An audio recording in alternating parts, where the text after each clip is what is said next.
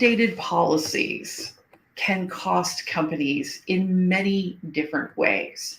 Um, the cost to the organization can vary depending upon the company, the industry that you're in, and where you're located. And not just, obviously, I think one of the first things that we think about are legal fines and penalties related to you having an old policy and it not being up to date. But it is possible that with some policies, we could place the organization in a security risk, that maybe something isn't maintained, and access to data. We hear about these things, we read about them in the news. That is it possible that the organization exposes customer data or employee data? Policies can also create operational inefficiencies. Maybe it's not a legal policy, maybe we're not talking about data being leaked out onto the internet, but it just doesn't make the organization run at optimum efficiency levels, and that can have an impact on the bottom line.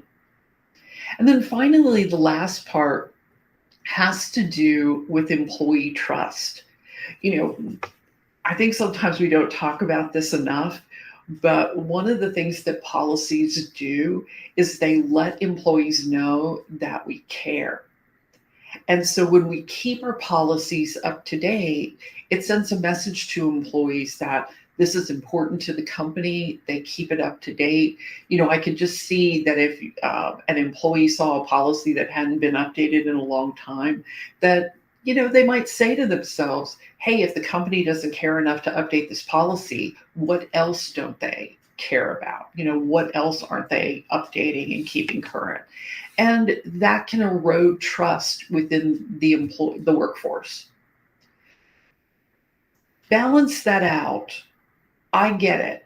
Companies don't have a lot of discretionary time.